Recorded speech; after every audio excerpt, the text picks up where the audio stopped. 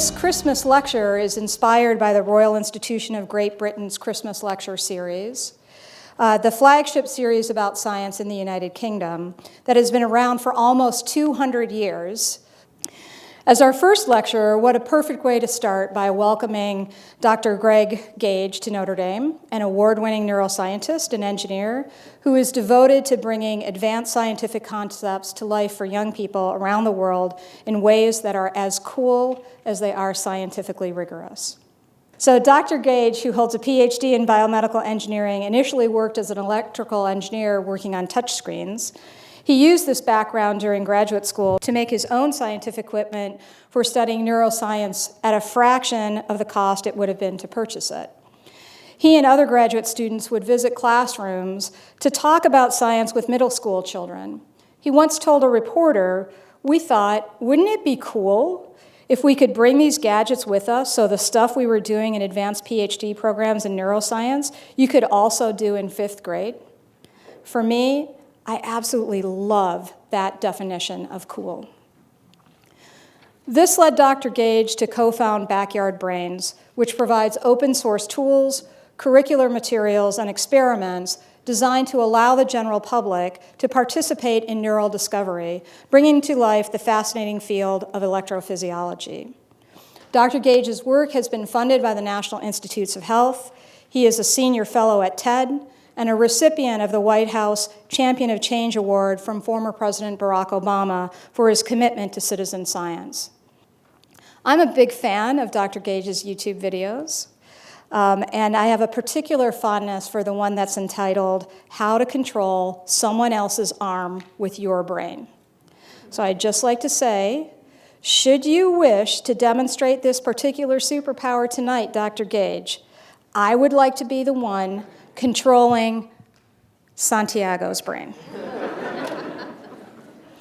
Dean Schnell and I, along with others in the College of Science, are delighted to share this evening's program as our holiday gift to the community. Please join me in giving a warm welcome to Dr. Greg Gage. Thank you so much. Thank you for that wonderful and warm introduction. But we're going to be talking today about the brain. And so who here is a neuroscientist? I see some of the students I saw we taught a course yesterday. So you got a handful here. Anyone else in the room neuroscientist? All right. Who here knows a lot about the brain? Okay, we have a handful of people. But one of the issues is we don't teach neuroscience, do we? We don't teach neuroscience at least in grade school, in high school. We're starting to do a little bit more in undergraduate, but you basically have to get an advanced degree. And that's a shame because 20% of the world has a neurological disorder.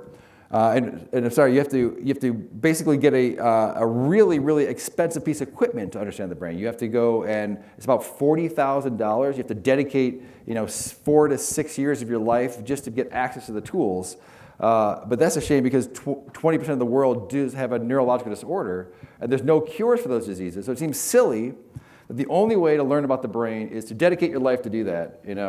It should be we should be talking to everybody about neuroscience and getting them interested in sort of becoming a neuroscientist so that they can start coming up with the cures and coming up with the ideas for the future. And it wasn't like that. And it's not like that in other sciences. For example, in astrophysics, you don't have to get a PhD in astrophysics just to look through a telescope, right? You can go out to the store and you can buy a cheap telescope for your kid, or maybe you're interested in it, and you can look at the planets, maybe inspire some ideas that you could become, an astronomer. But there was nothing like that in biology, in particular in neuroscience. And so what Dr. Miranda said was that it's true. So we came up with this idea to create like a telescope, a cheap telescope for the brain, something that would allow you to do what researchers do in the lab, but trying to give you an idea of what that research is like and hope it gets you interested in that. So we're going to do that tonight. We're going to be recording from brains. We're going to be able to see how brains communicate. We're going to be able to talk with the brains. We're going to be able to do a bunch of different things. We're going to do that hopefully with your help as well. But since we don't have a lot of neuroscientists in the room, I'm going to just do a brief overview of how the brain is structured a bit. So this gentleman right here is Ramoni Cajal. and he was the first one to have the idea that the brain was made up of different cells, okay?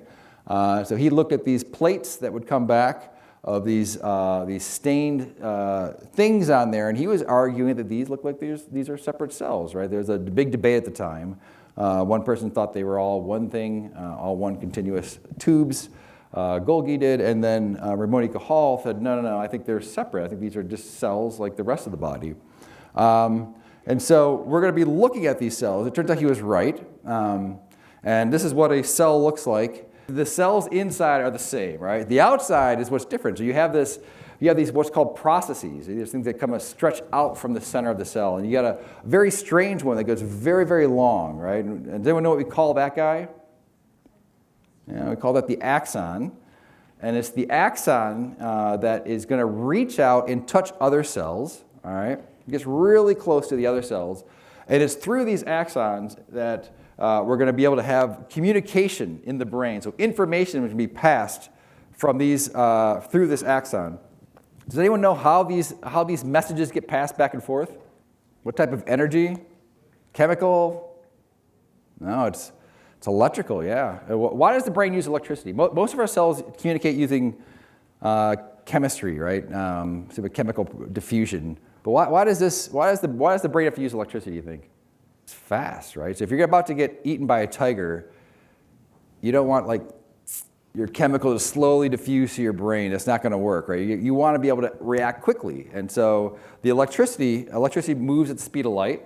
It doesn't quite move that fast in the brain, but it does move quite quickly compared to chemical processes. Therefore, the electricity is going to be the messaging form that it comes into. And so it comes in the form of what's called a spike, as we enduringly call a spike, instead of action potential. It's another name for it, or potential d'action by the discoverer of it. But the spike is a message, an electrical message being passed from one neuron to the other. And it's through these electrical messages that you can see me and hear me and understand me. All that is being done right now in your brain right now using these electrical messages. And so if you take anything away from tonight, I want you to walk away with understanding the action potentials underlie your entire nervous system. And so that's as soon as it comes in, it's like the euro of the brain. It's which all common currency, which everything takes place inside the brain. So, and how does electricity get in there? We don't have batteries. We have, does anyone remember from their high school classes maybe, of these little chemicals with the pluses and minuses on there? Those are called ions. And the ions carry a charge, and we're not going to get into too much of the details on there, but just give you an idea. These are real machines made out of biology that's inside your body, and so they're going to be almost like a battery of these things going back and forth. They're going to zip down the axon, and it's going to be able to pass an electrical message from one neuron to the other. And so if you have two neurons and you get a few more neurons, you start getting these networks. These networks start to make systems. These systems start to produce behaviors. And so that's what, you just do millions and millions of years of evolution, you get to be where we are today. So it's pretty an amazing process. And so what we're going to do right now is I'm going to stop talking. This is the Christmas lecture. We're going to have to start moving on to doing some experiments. And so I need a volunteer to come forward. Any volunteers in the house? All right, we're going to get, how about you right there? Yeah, what's your name? Isabella, would you come down? A round of applause for our first volunteer.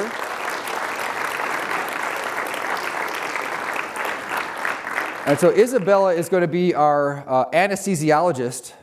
And so we're going to be able to record from a brain, all right? And so we're not going to record from your brain. What we're going to do is we record a stand-in for you, okay? So I want you to open up this box here. And you're going to be able to take a look inside there. Describe to people what's in there. You're going to just dig around. All right. Yeah, there are these egg cartons, and there's... Okay, so we have in here some South American cockroaches. And so, you're a brave soul for coming down first, and that's why, I always choose the first person. I figure, that person, if they're raising their hand first, they must be okay to do this. But I feel like you're kind of afraid of cockroaches. All right.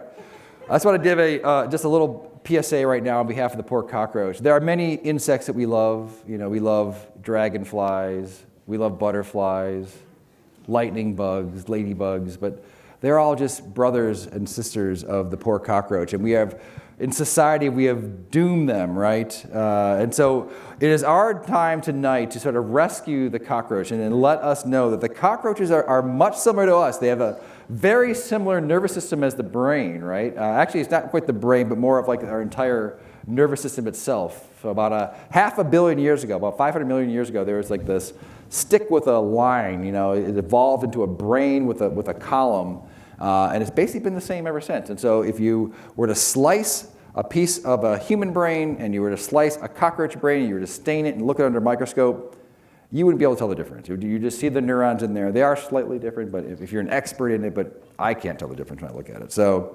so what we have is more of these cells, right? We have about 80 billion cells, and a cockroach has about 1 million cells. So several orders of magnitude difference, but the neurons themselves, the actual plumbing, the actual machinery in it is the same.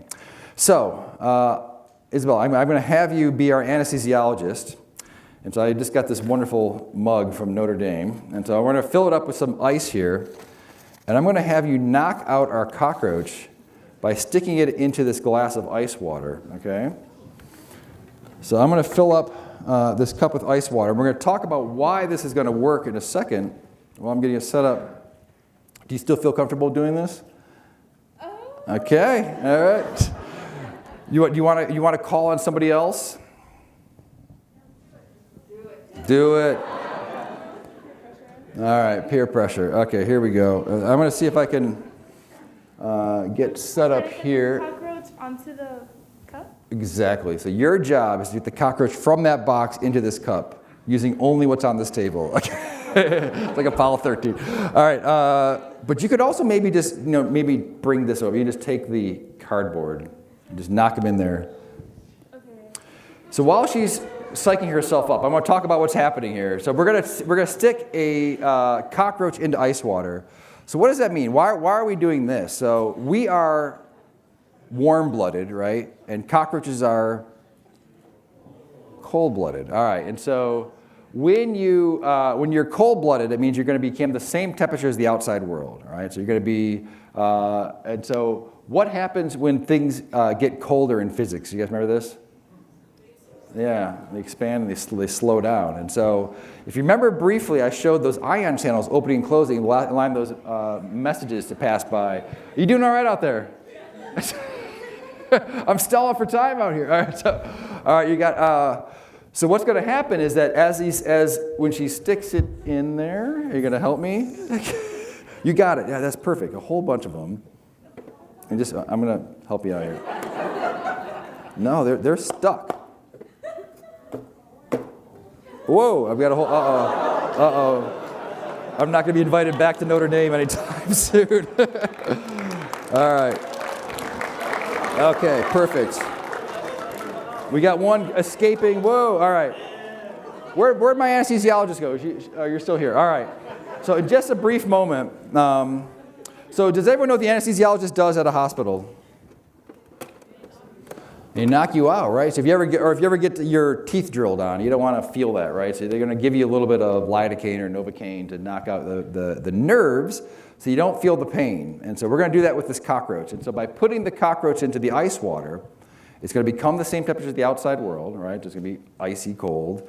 The ions are going to stop moving because the ion channels can't open anymore. And therefore, just like when you knock it out with like a drug inside of an injection, it's going to stop the ion channels and it's going to stop firing firing their neurons. And then you're going to see a behavioral change, okay? And so can you identify, is there anything different about this cockroach than a second ago? Yeah. So we can observe, right? We're going to do an observation. We're going to see that the cockroach is no longer moving. And when it no longer moves, we know that it can no longer feel pain, right? Do cockroaches feel pain? We don't know. So there's a big debate right there in science. I suspect someday we'll figure out that they do, but there's not enough, dramatic claims require a dramatic amount of evidence, right? So we don't know yet if they do, but we're assuming that they do. That's why we're going to anesthetize them first, because we're going to do a surgery on the cockroach, okay? So let's talk about this for a second. All right, you can have a seat. All right, she's like, I think our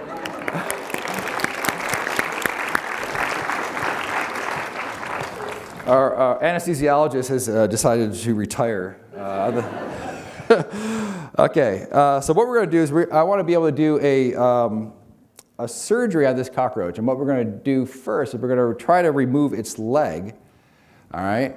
And the reason why we want to do that, we want to warm this leg back up so that the neurons come back alive. But I just want to talk briefly about the ethics of what we're about to do. We're going to do a live animal surgery, right? So let's talk about why we're going to do this. And so when you do any type of animal research, it's always important to talk about ethics and to kind of weigh the pros and cons. What are the positives and what are the negatives? And so we can ask the question, like, what is the cost to the animal? And so we know that when you remove a leg from an animal, in nature, insects remove their legs very often. It's an escape thing if it gets caught into something.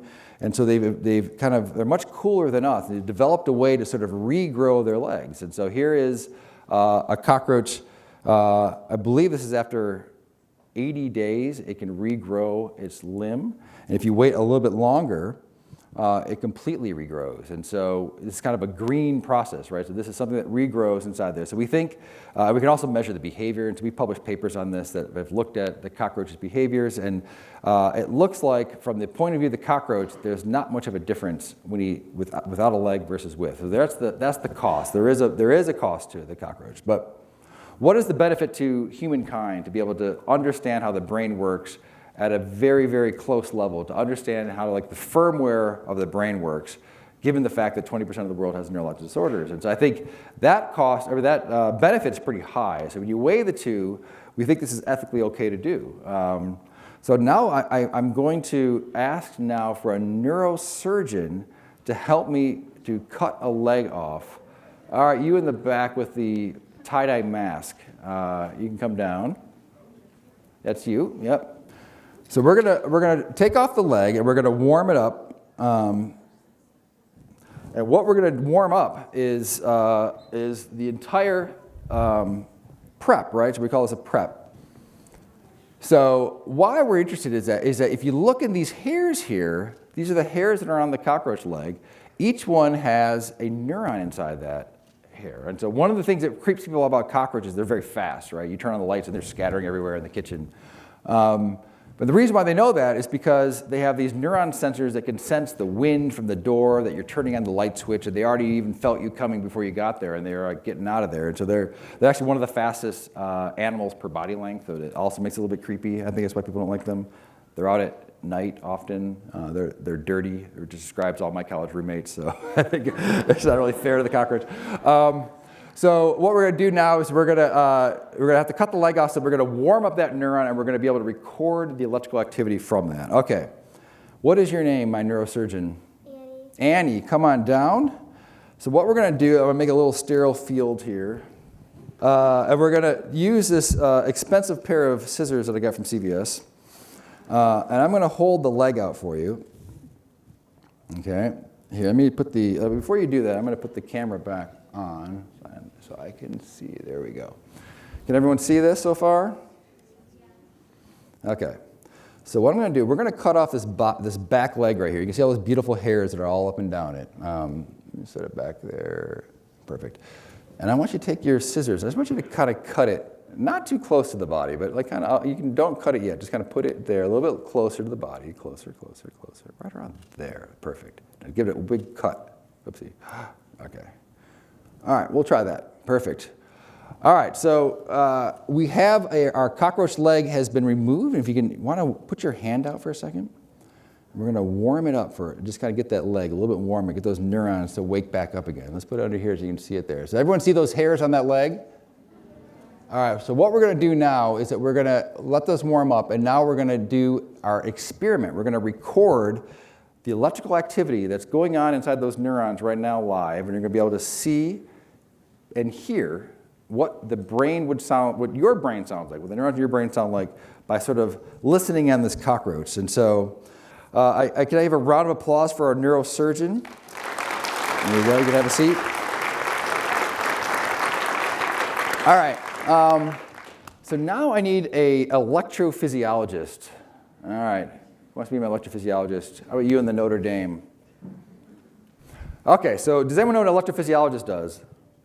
If you have like a seizure and it doesn't respond well to medication, you have to go to the hospital, and a neurosurgeon will come and cut a hole in your head, and then someone will put electrodes on your brain, and you sit there and read the paper until you have a seizure. And when you do, someone looks at the electrical signals from your brain and tells the neurosurgeon where to cut, right? So that person who looks at the signals with the electrodes on is the electrophysiologist, and that's going to be you. And so I need you to do me a favor. You're going to take this this contraption here. This is our invention. So this is a bioamplifier, and I'm going to show you what that is. You're going to stick 2 pins into it. Does anyone know why we need 2 pins? Yeah, positive and negative. Like temperature is just 1 pin, but for things like this, you need 2 pins. You want current to flow from one side to the other. So what I'm going to do is put the leg up here. All right, and I want you to just, you can stick them anywhere in there. This is kind of like hand grenade. You don't have to be too close. Just grab it by the tip of the thing, just kind of jam it through. And I've got a cork underneath in the back side of that, so you just poke it right straight through. All right, and so what we're going to do, so when you have an amplifier like this, is like many things in science, you have to make things bigger to study it, right? So telescopes make distant planets big enough so that you can see it. PCR machines make DNA big enough so that you can measure it, right? The microscopes make cells big enough you can see it. And this is a bioamplifier, which makes electrical signals big enough so that you can hear it and see it, okay? So we're gonna poke it through. So you've got 2 pins in there. And I can't see if they're in there or not, so we're gonna find out. So you're gonna turn that switch on. We're gonna listen now to see if you hear anything. You turn that switch to the right, yeah, like that. Just pull it towards you, yep. Okay, so I'm going to turn it up a little bit. Okay, any electrophysiologists in the house? Okay, no, you are. All right, perfect. I forgot. Okay, so I don't hear anything right now, but that could be because the neurons are quiet right now. What do those neurons respond to? Do you guys remember? Yeah, wind and touching is what these neurons are going to respond to. So we're going to do an experiment now. So I want you to take this little pin and touch those hairs and see if we hear anything. And if we don't, it might be because of the two pins are touching each other. So what we're going to do, I'm just going to move it over just a sec, just a squidge. Just make sure it's in another spot, like right there. And I touch the pins again. No, okay. Okay, you guys hearing that? Okay. I'm going to put it up to my microphone for a second. Does anyone hear that? Does it hear it? I'm going to put it up here. What does it sound like? Static? I hear people say it sounds like raindrops. Right? So those are those messages. Those are the spikes. So we're going to be able to zoom in on that. So you stay here. You're an electrophysiologist. You have to do some experiments with us, okay? So we're going to put this over here. I'm going to connect it to the computer. We are careful scientists here. So we're going to be able to measure what's going on. I'll leave this here so we can see it. And then what I'm going to do, I'm going to open up my computer program over here that we made. And we're going to be able to listen in and see those messages as well. Do you guys see those little lines right there? Those are the neurons. Those are neurons spiking their act potential. So what we can do, they're kind of going by pretty fast, so it's pretty small. So we have a little trick we do. This stops time for, like, in the Matrix, just pauses it for a second. We can then zoom in on it. We can have to see what's going on in there. We even do another trick, which is you average it over time. So every time it passes that threshold, we're going to stop it for a second, and we'll take another one, just average it, so you get a better idea of what that signal really looks like. And what does that look like? It looks like that picture I showed you. Those are the spikes. Those are the act potentials that are going in there. And so what we're going to be able to see now is how do these spikes react to the touching. So go ahead and touch those hairs again. So you start to hear that. What you're hearing, I'm turning this threshold off, is you get more of those spikes every time he touches those things, right? So this is how information gets encoded in the brain, is through what's called rate coding. So we can take the number of spikes per second And that will give you some ideas. So we're looking at a series of neurons. So this is a pin randomly stuck into the leg, and there's a whole bunch of axons that are running past it. And so every axon has its own spikes that are going on there, and so they have different sizes and shapes, but every neuron has its own unique shape. And what you're doing is when you touch the leg, you're increasing the number of spikes per second. Does that make sense? Okay, so I'm going to show you again in the slide here, just to give you an idea. So, yeah, you can let's have a round of applause for our electrophysiologist. You have a seat. So what you've just learned took us a long time in neuroscience to figure out, which is that the number of spikes per second, that's called the rate, is encoding information. And so we think that, at least in the sensory system, this has a lot to do with the encoding of spikes. And so you can see there, every time we touch the leg, you get an increased number of spiking activity, and then that continues on and for the next layer of cells, the next layer of cells. What we've been doing is developing a series of these experiments that allow you to really sort of dive in and understand how the brain works. And so we're going to be able to I'll show you one quick video of another one about how the brain actually uses this information. So I'm going to show you, here's the grasshopper now. And so we're doing the same thing with the grasshopper on ice, and we're not going to have to cut anything off him. We're just going to put a little mark on his neck, and I'm going to put a wire right on top of his neck right here. And you're going to see that when you move something by, you start to get those spikes again, all right? So now this is a different thing. Is it wind maybe? We'll see what it is. It's moving pretty slow, so it might not be wind. It could be something else. Remember, this is in his neck. So now we're going to do an experiment. We're going to set him there, and we're going to pretend to throw a ball at the grasshopper, okay? And I want you to listen to when the spikes fire versus when the ball would hit the grasshopper. All right, so that was pretty fast. We're going to throw another one here.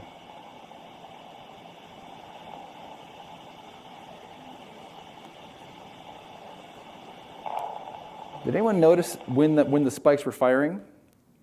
It happens just before the ball would have hit the grasshopper. So does anyone know why that is? It's kind of interesting. It's what's going on is that the grasshopper has such big legs that if it waited to feel the wind, it would be eaten, right? And so it has evolved this beautiful system called the descending contralateral motion detection neuron that it integrates all this information, is figuring out, is the ball coming towards me or is it going to go past me? If it's coming towards me, I better fire and alert my body to jump away. And so that's what we're seeing here, is this ability to be able to do these types of experiments in the classroom that actually really understand how the neurons give rise to a system of behaviors and these beautiful insects to be able to get to where we are today.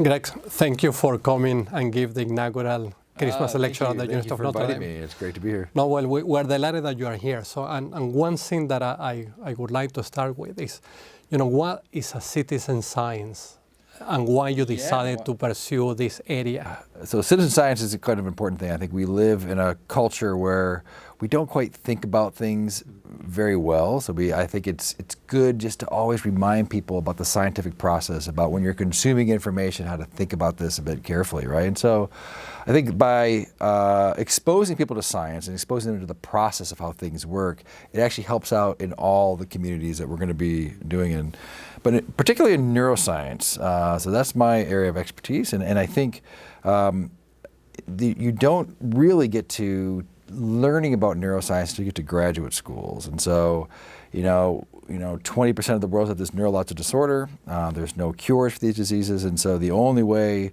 to understand how they work is to really dedicate your life and become a neuroscientist to be able to do that. And so by doing citizen science within neuroscience, it at least exposes the next generation about this idea that, this could be a good career for me, and we need all the good help that we can get. That's fantastic. And, tell me how then you're helping educating young people to become neuroscientists and what Backyard Brains is doing for them. Yeah, so the Backyard Brains is an organization that I've co-founded with my lab mate, Tim Marzullo, in graduate school. And so at that time, we were going out into the classrooms and trying to show, the next generation about what neuroscientists actually do. I missed my career calling.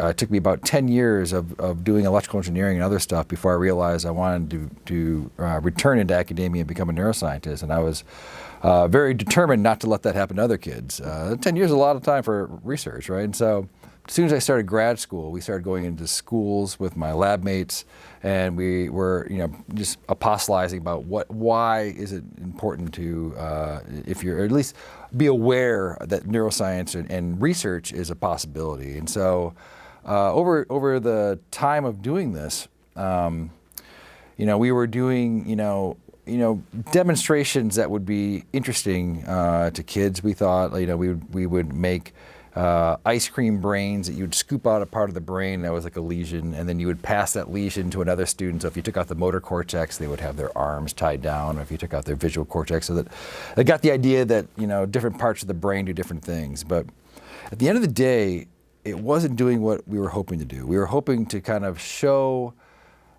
the kind of the beauty of what electrophysiology, that's the electrical recordings of the brains, which is what we were doing in the research lab. We couldn't quite bring that into the classroom because it was, the equipment cost $40,000. And so that was kind of like the motivation behind why we were doing what we're doing. And so what we ended up doing was having this self-imposed engineering challenge to see if we could reproduce this equipment on a budget price for under $100. And so due to my previous career as an electrical engineer, we were able to kind of figure out a way to do that. And so that allowed us to actually bring in the actual research that we were doing in the lab into the classroom. And so what we're doing now is we're trying to figure out ways to integrate it more closely to the curriculum that's out there in the next generation science standards, to get kids a chance to understand exactly how neuroscience research is done and give them the tools to do so. And so we're working on lesson plans and working on ways to sort of engage the teachers so they can help bring these lessons to the students. And so I think we're seeing a rise. I don't take claim personally for this thing, but I think neuroscience is one of the hottest degrees that's growing right now. The neuroscience programs are popping up around the country. I think it's an exciting time to be a neuroscientist. And so, what are you looking forward to by presenting these types of, this lecture that we're giving to the public? What do you hope to get out of this? We are finding a lot of challenges currently in society because people are fighting scientists or they're fighting knowledge because they're suspicious of it. And they're suspicious because sometimes it can have a magical meaning, sometimes it can have a meaning that is well beyond their capacity of what they have already been taught in the classroom. And by bringing the public lecture, so our goal is letting people to give the opportunities for learning how science operates and removing the magic out of it, but leaving still the mystery that make it really, really wonderful. This idea of inviting scientists to talk directly to the public is a brilliant one, and I hope it catches on. No, I hope as well it catches on. And I think this is the right opportunity for actually asking you to go back into a stage and continue with a public lecture. So I really appreciate the opportunity of having this interview with you and learning more about your work. And thank you very much for being our inaugural Christmas lecture speaker. Well, thank you. I can get back to work. Okay. Fantastic. So thank you. All right. So I'm going to go back and we're going to do some more experiments now. This is from Luigi Galvani, who did these frog experiments about 240 years ago. And so he would remove the legs of frogs and he would hook them up to various different devices, Van de Graaff generators and lightning from the sky, and he would notice some interesting behaviors. And so we're going to be able to reproduce that right now, live. And so I need a volunteer to come forward who has some. You can just come forward. I can hand you a music player. We're going to try to do this experiment because you don't need to have like an expensive equipment. Because does anyone know how your earbuds work inside your ear? So I never thought about this either. But you have a magnet, and around the magnet is a metal coil, and when you're pass current through the electrical coil, it causes the magnet to move back and forth. All right, and that magnet is connected to the cone, and the cone allows it to vibrate and make noise, and that's what you're hearing. But the actual current that goes and turns that around which is Michael Faraday's work, by the way, is what is the same current that's in our brain, the same current that we're seeing on the screen. So we're going to be able to reproduce that experiment right now by cutting off the earbuds and putting some electrodes onto the cockroach leg. We're going to see if we can get the cockroach leg to do what Luigi Galvani saw almost 300 years ago, okay? So anyone want to come forward and try this one out? All right, you want to come down? Okay. So I'm going to put the pins on here. I'm going to put the electrode back. Okay, and we're going to listen now. So we're listening to what happens when we play the current from the phone into the cockroach leg. So any guesses what you're going to see? Yeah. So what do you think Luigi Galvani saw? Yeah, twitching. He saw the frog legs coming back to life. And that's such a bizarre thing, knowing for the first time that the electricity you see in the real world is the same as the electricity that's inside your body. And it's a pretty amazing thing to find. So I'm going to open up the music player here. I'm going to have you select a song here. And I want you, when you're ready, I just want you to hit play, and I want to have you turned up the sound. So just like maybe choose that one. I'm going to turn down the volume here. And we're going to hear the sound coming through the speaker of the electrodes on the SpikerBox. Okay. Okay. All right, so you chose the Notre Dame fight song. It seems like a good choice for this crowd. All right, so then what we're seeing is that the cockroach seems to be moving at a particular beat, right? So what do you think that beat is? It's the bass frequency of the song. It's where the bass part of the song kicks in. You start to see some things here. But if you chose something like, opera music or something like chamber music, you're not going to get that to work. You want to try it one more time? Make sure, as an experiment. Okay, it works. You want to try this song? Make sure. Try like Billie Eilish or something. This one has a bit more bass. Okay, we're starting to hear that swing again. So yeah, so it's not by chance that these bass frequencies work, right? So this is, if you remember, if anyone's an audiophile and knows how what wave files look like, bass frequencies, the low frequencies, have wider waves, right? And that has more time. And so you remember these ion channels have to open. You need time for these ion channels to open. And when you do that with the bass frequencies, it allows it to open and cause the spikes to fire and cause the things to move. But when it happens quickly, by the time it opens, it shuts again, so you won't have it to work with these other ones. So this is basically how neurons can fire just by using electricity from the outside world. So we've learned that just by playing hip-hop music into a cockroach leg. So thank you so much, my friend. You can have a seat.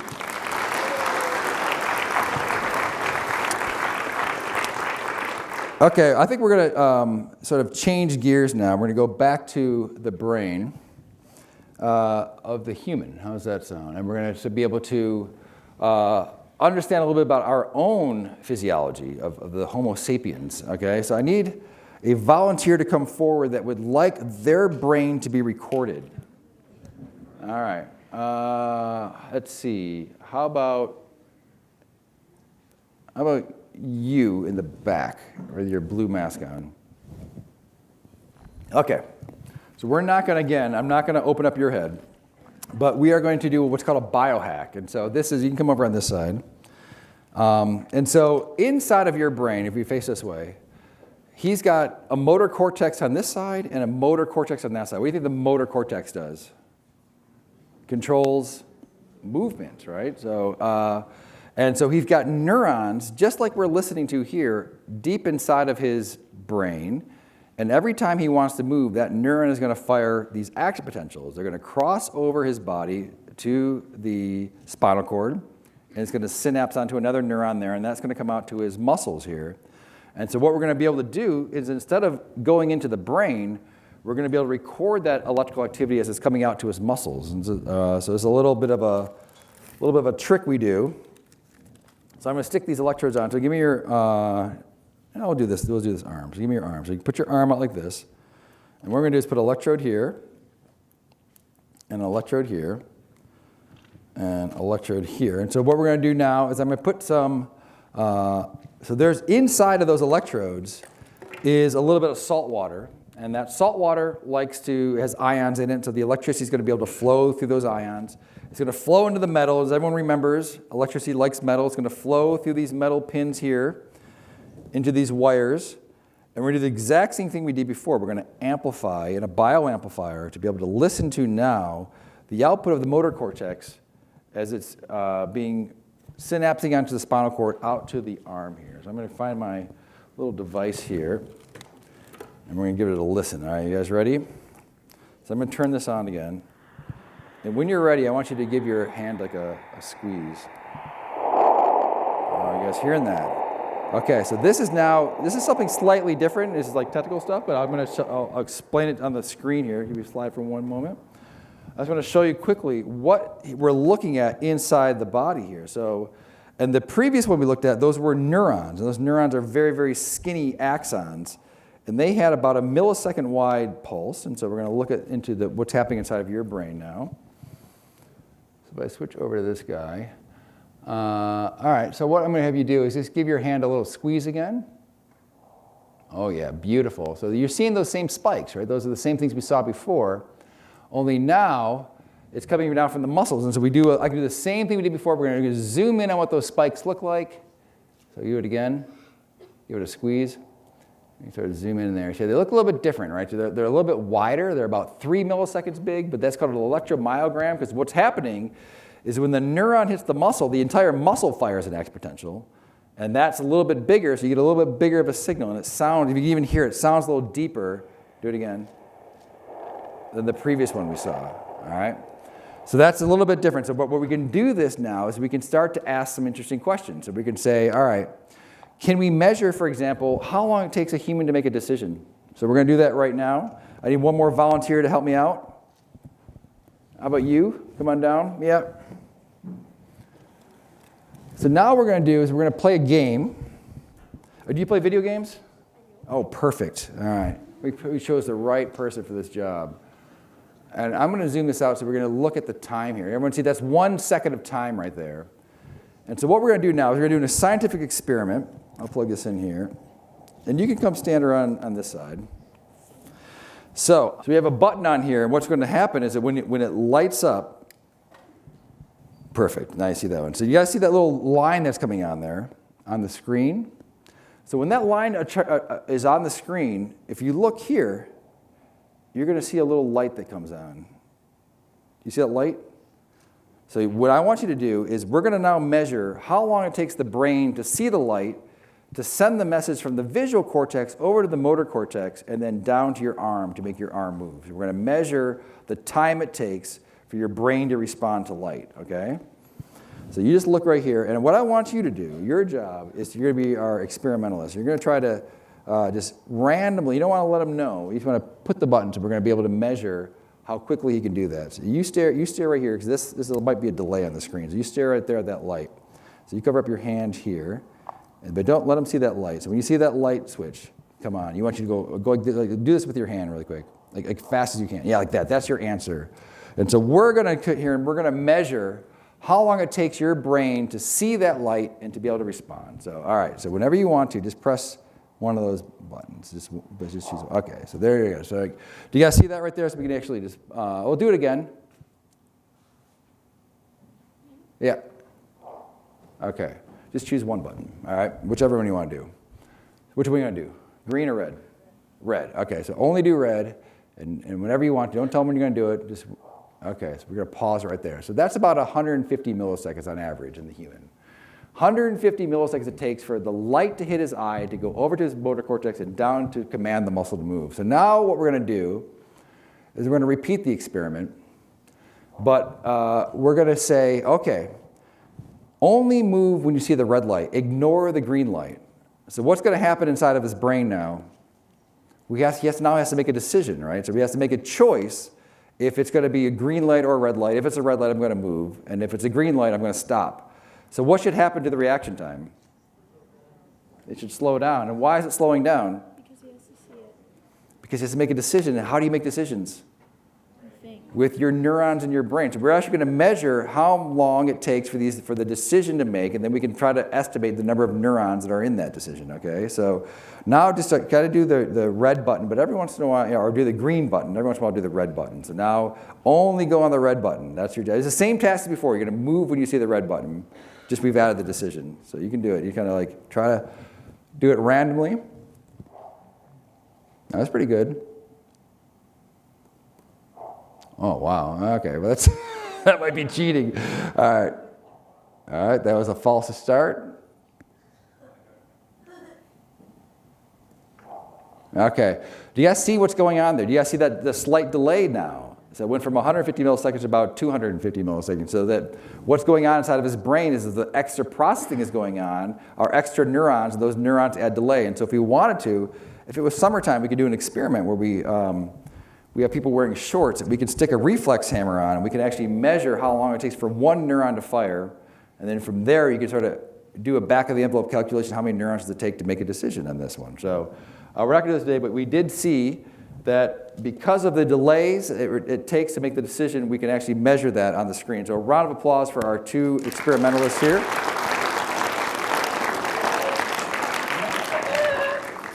Okay, so we're going to do a couple more experiments towards the end, and then I'm going to invite Dr. Miranda back up for a second. All right, let's do one more. All right, how about you right there with the shirt on? Okay, yeah, really good description. Okay, all right. So what I'm going to do is give me your arm again. So what now we're going to do is, if we remember, you guys, we saw the output of the brain on the screen just a second ago.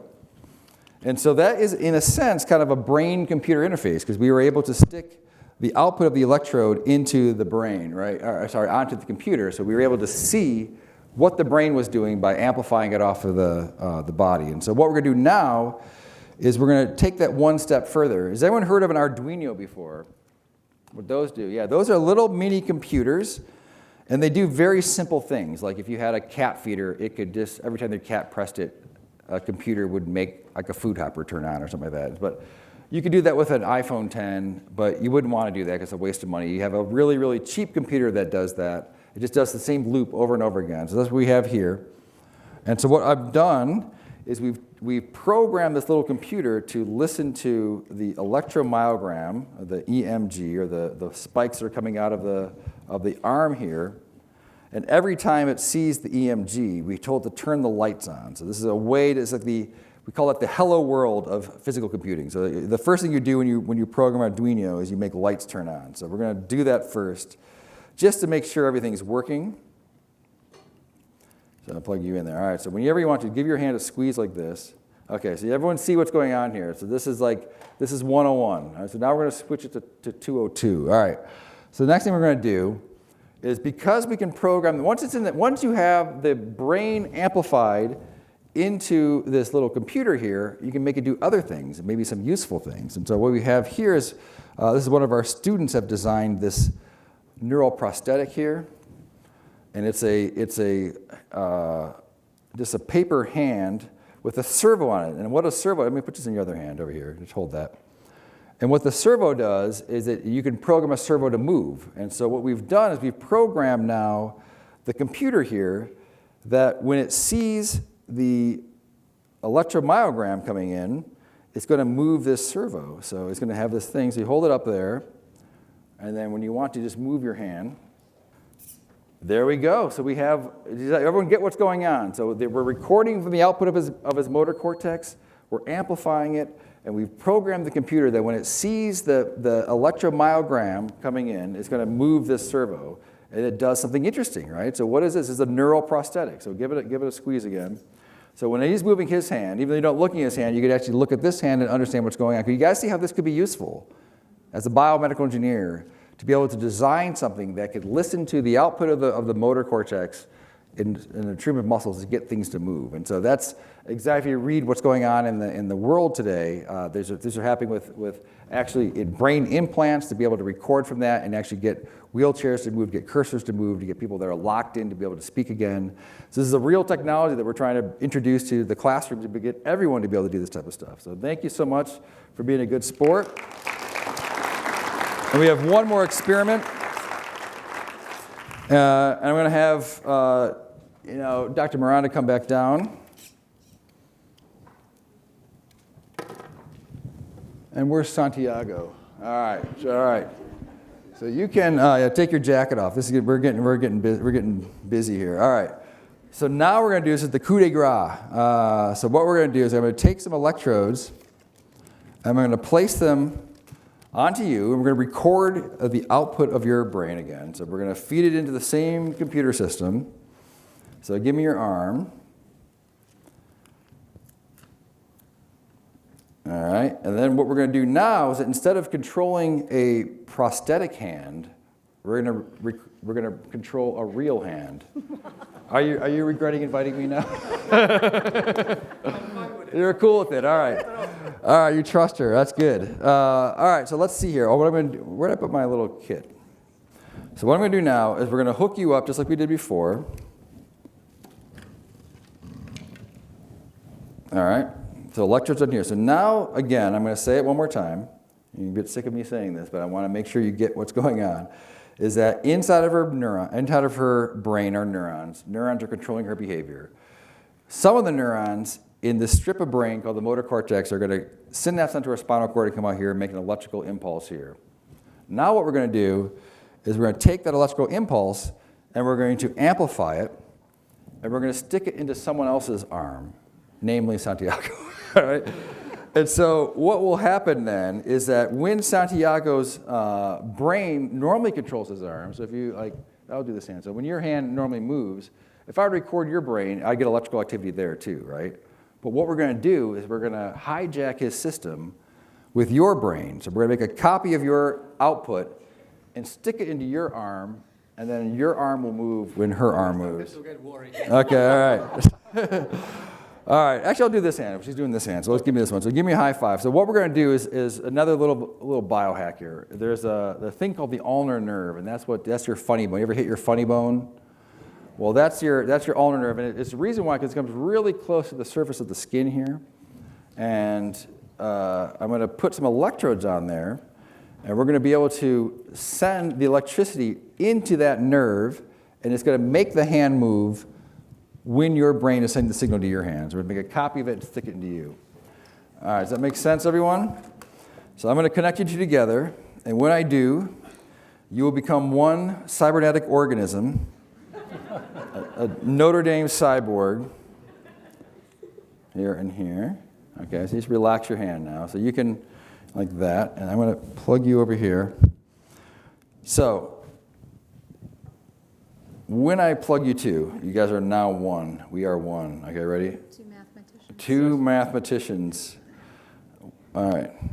Walk into a demo. All right. All right. So this is a little amplifier. So we can start off slow. So whenever you want, you can just move your hand like this. Okay. Perfect. Now you look away. You're not cheating. So I'm gonna turn up just a little bit. And so whatever you want to, tell me when you start to feel something. Oh, all right. Okay.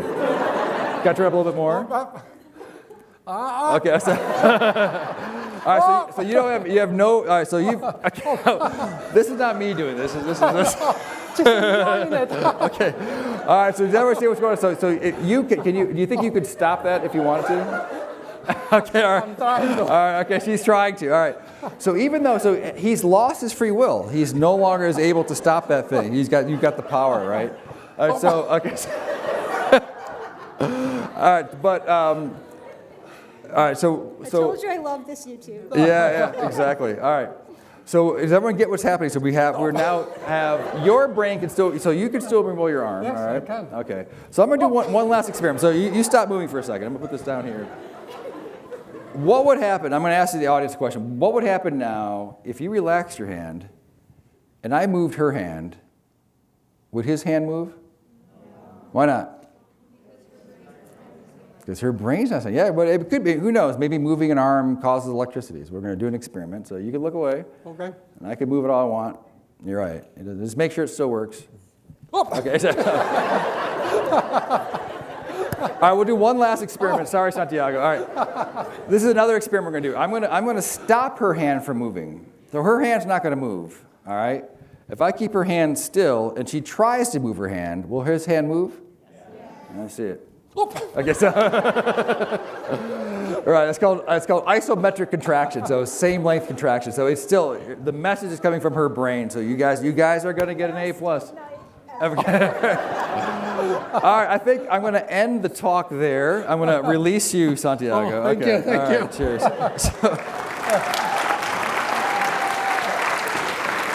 Thank you so much. So I hope everyone walks away. I hope everyone walks away with a little bit more of an understanding about how the brain works, that they understand the importance of the action potential, the output of the brain, and that these messages that the action potentials are passing back and forth to each other are the things that give rise to our sensations. We saw that in the cockroach. It gives rise to the motor output we just saw in Santiago. So that the spikes are kind of the key part of electrophysiology and understanding the brain. So I'll end it there. Sounds like a good positive way to end the night. So thank you guys for